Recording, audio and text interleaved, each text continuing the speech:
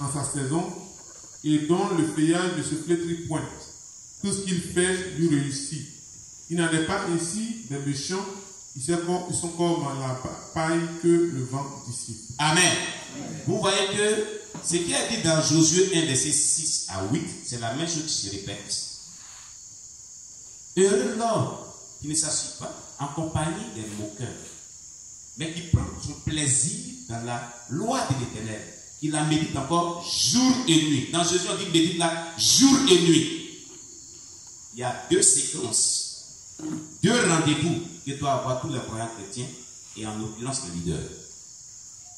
Ici, ils n'ont pas dit Josué, on n'a pas parlé de leader.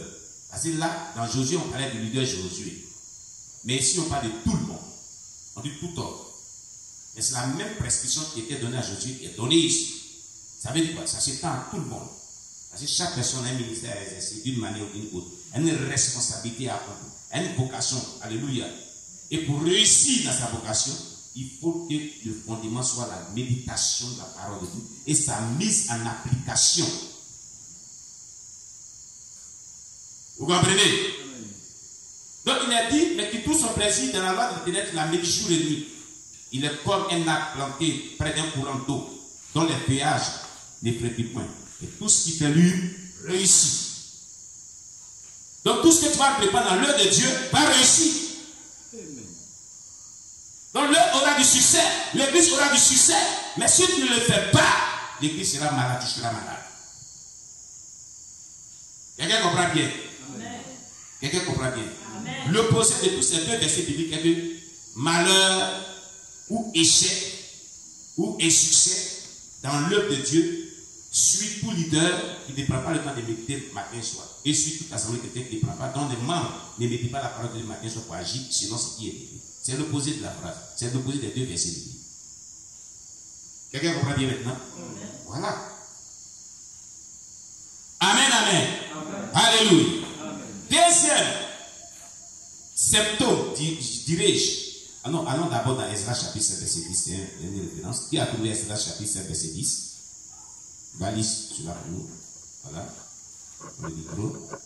Notre bien-aimé va nous lire Esdras chapitre 7, verset 10. Esdras 7, verset 10. Car Esdras avait appliqué son cœur à étudier et à mettre en pratique la loi de l'Éternel. Amen. Allons pas à pas. Vous avez compris? Amen. Esdras avait appliqué son cœur. Donc il avait violence sur sa vie. Violence sur soi. Pour méditer les lois de l'Éternel et les appliquer à sa vie d'abord. Continue. Et enseigner au milieu d'Israël les lois et les ordonnances. Amen. Et aller enseigner cela au milieu du peuple de Dieu. Amen. Voici la copie de la lettre donnée par... C'est le verset 10. Amen. Regardez le cheminement.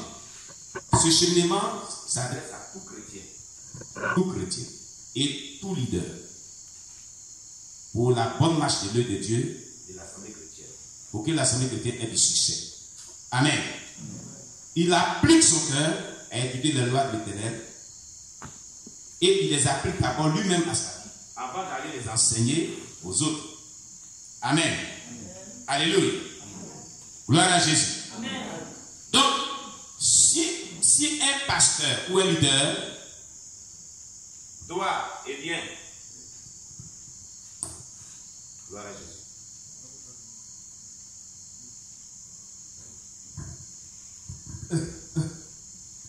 Si un pasteur ou un leader doit d'abord aller prêcher un message quelconque, il va falloir que ce dernier ait médité ce message-là, ce texte de base, tout ce qu'il va aller prêcher. Il va falloir qu'il médite cela, il comprenne cela, il maîtrise cela, il applique cela lui-même à sa vie. D'abord, c'est le cheminement de ce que nous dit Esdras chapitre 7, verset 10.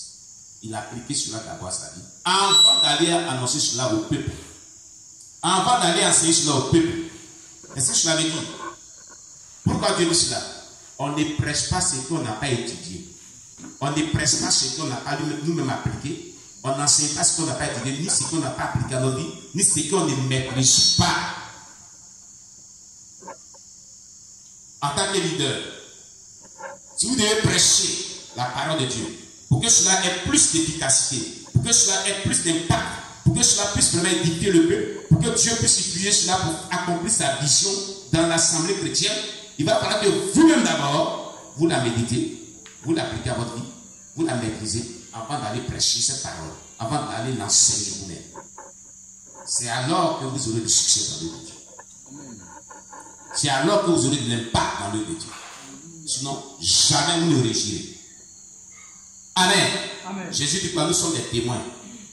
Dans Acte 1, verset 8, il dit, vous recevrez une puissance. Le Saint-Esprit survenant sur vous, serez des témoins depuis la Judée, la Samarie et jusqu'aux extrémités de la terre. Un témoin est celui-là qui a vécu un événement, qui a expérimenté. Tu étais là, puis l'événement se déroulait, ou tu as participé à l'événement. Mais tu n'as pas connu, tu n'as pas maîtrisé, tu n'as pas étudié, tu n'as pas compris, et puis tu vas te prêcher. Qu'est-ce que tu vas faire? Tu n'es pas un témoin. En justice, quand quelqu'un vient témoigner, quand il ment, on sait qu'il ment. Les juges savent qu'il ment. Il n'est pas dans la vérité. Amen. Amen. Que Dieu soit loué. Deuxième symptôme de maladie, lorsqu'il ne se sanctifie pas. Quand le leader ne se sanctifie pas, il vit dans le péché, il vit dans le péché, il vit dans le péché, l'église sera malade.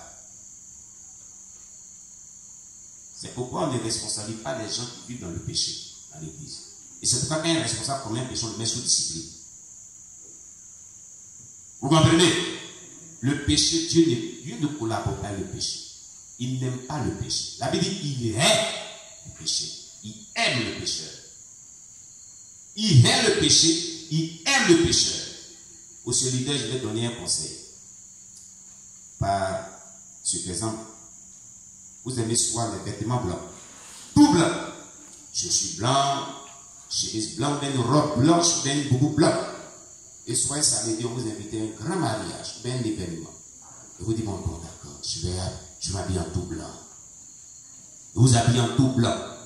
N'est-ce pas? Or, ce samedi-là, comme nous sommes en Côte d'Ivoire, et les Ivoiriens aiment beaucoup la sauce crème, certains Ivoiriens. Alors, madame a préparé une bonne sauce crème. Amen. Comme ils aiment beaucoup nos parents pétés et les crous. Amen. Amen. Et puis, vous avez un petit garçon qui a 2 ans ou 3 ans. Le jour où tu es parti maintenant cet événement, il a mangé la sauce là, c'est sur lui partout. Dès que vous finissez de vous laver, vous êtes habillé en tout blanc, vous sortez de la chambre, il sort, papa, papa, papa, il vient vous embrasser. Vous allez l'embrasser? Non. Hein?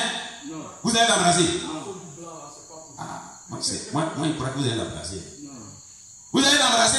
Non, il est sale. Vous lui direz, non, ne me touche pas. Va, la servante, même maman va te laver très bien. Et tu viendras, je vais t'embrasser. Tu veux comprendre? Dieu est comme le vêtement blanc. L'enfant de 2 ans est comme nous, pécheurs. Dieu ne collabore pas avec le péché.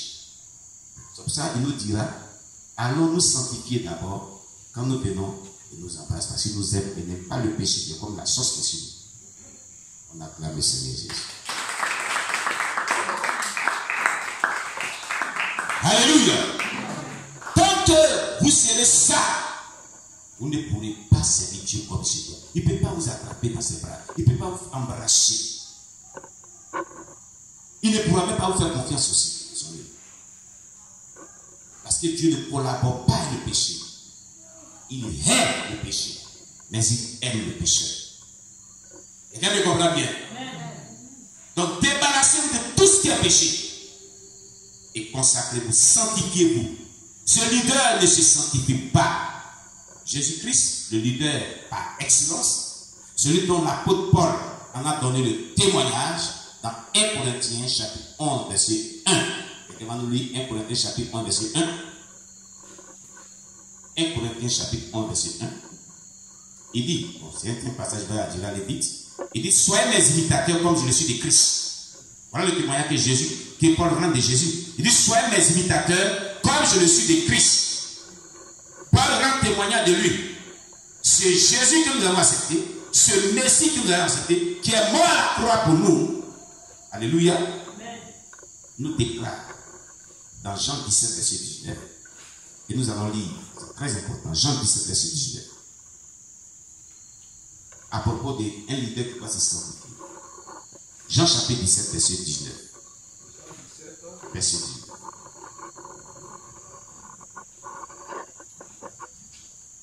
Évangile de Jean, chapitre 17, verset 19. Très important.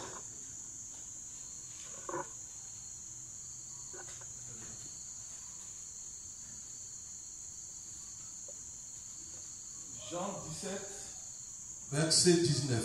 Amen. Et je me sanctifie moi-même pour eux. Jésus qui parle, il dit moi Jésus, et je me sanctifie moi-même Jésus, pour eux. Afin que aussi soient sanctifiés par la vérité. Afin que eux aussi, ils soient sanctifiés par la vérité. Ce n'est pas pour eux. Non, c'est bon, verset 19. Jésus dit, je me sanctifie pour eux. Il y a d'autres versions qui disent, je me consacre pour eux. Afin qu'ils soient sanctifiés par la vérité. Quelle vérité? C'est qu'il prêchait, c'est qu'il enseignait.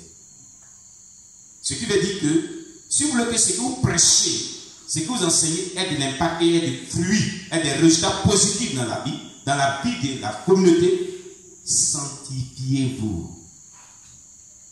C'était le secret de Jésus. Il lui avait donné du succès à son ministère. C'est ce qu'il nous donne. Il est le meilleur prédicateur.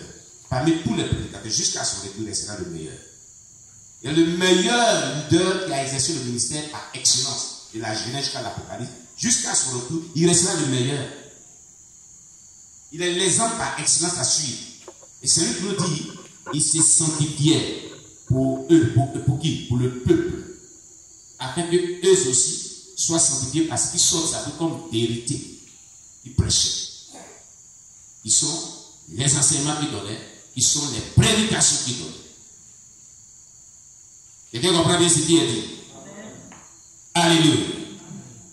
Et donc, troisième symptôme d'un leader malade. Donc celui-là, ce symptôme-là est qu'il ne se sanctifie pas. Ce leader ne se sanctifie pas.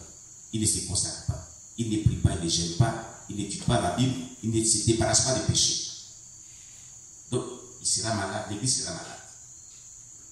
Troisième, un leader qui est malade vit dans la lourdeur, l'assouplissement et n'arrive plus à se lever pour évangéliser, pour gagner les âmes à Christ, pour intercéder pour les brebis de Dieu. Que Dieu lui ait confié. Il n'arrive plus à faire ses activités ecclésiastiques. Il a assoupli. Et quand on parle on dit, mais pasteur, jusqu'à quand on aura une veille de prière, un moment d'intercession. Il dit, laissez-moi, je vais voir ça. Il est insensible aux activités qui peuvent relever l'église. Il est mort spirituellement. Il a assoupli spirituellement.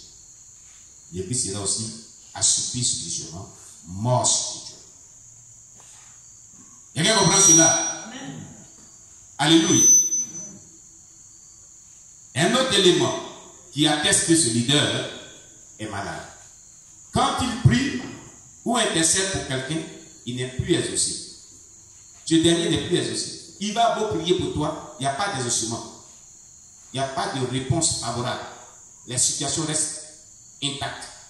Et ce qui fait que les fidèles vont chercher, s'ils ont appris qu'il y a un prophète puissant qui est là-bas, ils vont aller là-bas. Et c'est sur ces idées-là qui vont se plaindre. Vous partez, on dit que vous partez maintenant, j'ai un prophète qui est là-bas. Mais si toi tu échoues, et qu'il y a quelqu'un qui réussit, et que le problème est là, ils vont chercher à résoudre le problème.